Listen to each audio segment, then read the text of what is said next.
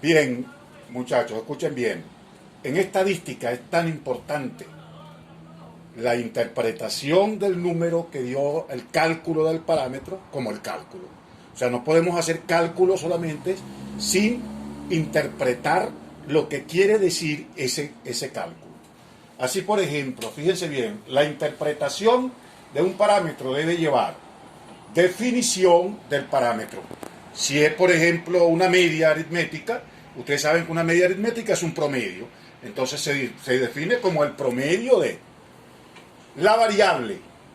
La variable es donde, cuál es la característica que se está estudiando del problema. El contexto indica dónde, cuándo, cómo se hace el estudio y el resultado. Así, por ejemplo, fíjense bien, los datos pertenecen a las edades de los niños de un colegio de Caracas. ¿Qué vamos a hacer? Vamos a interpretar, por ejemplo, la media aritmética. ¿Cómo interpretamos la media aritmética? La media aritmética es un promedio, entonces la interpretación sería el promedio de las edades, que es la variable, promedio de las edades de los niños de un colegio de Caracas, Venezuela, 2015, ese es el contexto, tanto lo que me dio el cálculo de la media aritmética.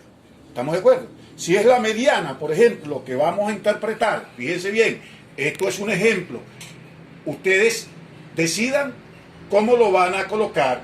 Esto no tiene un orden, solamente tiene que tener esos 4 elementos. 4 elementos tiene que tener: definición del parámetro, variable, contextos y resultados. La mediana, por ejemplo, por definición, divide la distribución en 2 partes porcentuales iguales, es decir, el 50% y el 50%. Entonces, fíjense, ¿cómo interpretamos? El 50% de los niños de un colegio de Caracas, Venezuela, 2015, tienen edades, fíjense, ahí le estoy dando la variable, por debajo. Siempre vamos a interpretar la mediana por debajo de el resultado que te da la mediana. Así la moda, por ejemplo. ¿Cuál es la definición de la moda? La moda es el dato que más se repite. Entonces, ¿cómo queda la interpretación en este caso, por ejemplo? El dato que más se repite en la distribución de las edades de los niños de un colegio de Caracas, Venezuela, es de tanto. Entonces, fíjense ustedes, ahí estamos metiendo todos los parámetros. También, por ejemplo, el cuartil. Ustedes van a ver los videos, vean los videos, y estos son medidas de tendencia central y estas son medidas de posición, que están inversas en la cuarta evaluación.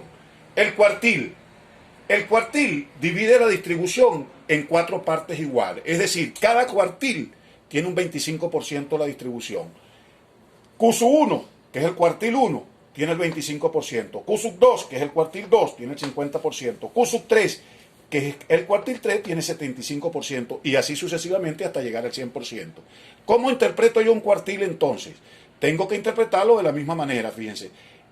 Por ejemplo, si lo que estoy calculando es el cuartil 1, entonces interpreto el 25% de los niños del albergue o del colegio de Caracas tienen edades por debajo de lo que le dio el cálculo. En ese caso, el cálculo de ese cuartil. Pero fíjense que estoy metiendo la definición, 25%, estoy metiendo de los niños del colegio de Caracas, Venezuela 2015, estoy metiendo el contexto, las edades, estoy metiendo la variable, y el resultado fue el que usted calculó, que usted va a aprender a calcularlo en el otro video que ya les envié. Y así sucesivamente. Si es el cuartil 3, entonces yo digo, bueno, el 75% de los niños del colegio de Caracas, Venezuela, tienen edades por debajo de tal. Usted tiene que colocar el contexto que le da el problema, el contexto que da la investigación, el contexto completo. En el examen anterior ustedes me ponían, la población es 900. ¿900 qué? 900 empleados. ¿900 empleados de dónde? Entonces, el lector tiene que saber cuál es el contexto completo de la investigación. Así, por ejemplo, el decil, cuartil, decil, percentil. El decil divide la distribución en 10 partes iguales. Entonces quiere decir que cada decil tiene un 10%. El decir 1, 10%, el decir 2, 20%, el decir 3, 30%, el 4, 40%, así sucesivamente. Y la interpretación es idéntica a la del cuartil, siempre por debajo. El 10% de los niños del Colegio de Caracas, Venezuela 2015, tienen edades por debajo de lo que le dio el decir 1, que usted calculó. Y así sucesivamente. Eso, para datos agrupados como para datos no agrupados. Y el percentil es lo mismo, exactamente igual. Lo único que cada percentil divide la distribución en 100 partes iguales. Lo que quiere decir que cada percentil equivale a un 1%. El percentil divide la distribución en 100 partes iguales. Entonces, fíjate tú, el percentil 1 equivale a un 1%. El percentil 6 equivale a un 6%. El percentil 60 equivale a un 60%. El percentil 72 equivale a un 72%. Y la interpretación es, por ejemplo, yo calculé el percentil 25 o el percentil 32. Entonces yo digo, el 32% de los niños en un colegio de Caracas, Venezuela 2015, tienen edades por debajo de lo que me dio ese cálculo del percentil 32. Repito, para datos agrupados o para datos no agrupados. Eso se lo dice el otro video. Cuando hay datos agrupados, cuando hay datos no agrupados. Bien, alumnos, mires. Esta forma la vamos a utilizar incluyendo a la medida de dispersión, que todavía está en el video, pero no lo hemos visto. La medida de dispersión, por ejemplo, una medida de dispersión, en la desviación típica. La desviación típica habla del promedio de promedios. Es decir, cuando usted calcula una desviación típica, usted está calculando un promedio de un promedio.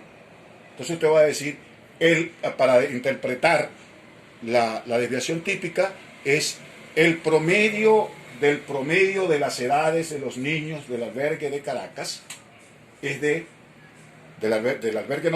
Colegio de Caracas, Venezuela 2015, es de lo que le dio al cálculo de la desviación típica. De todas maneras, en los videos que están, donde están los cálculos de esos parámetros, media, mediana, moda, cuartil, decil, percentil, desviación típica, en esos videos están interpretados los datos que estamos calculando. Así que mucho ojo con eso. Importante, de mucha importancia, la interpretación. En mis evaluaciones tienen el mismo peso de punto en puntaje o más puntaje que los mismos cálculos. Así que pónganse pila en eso.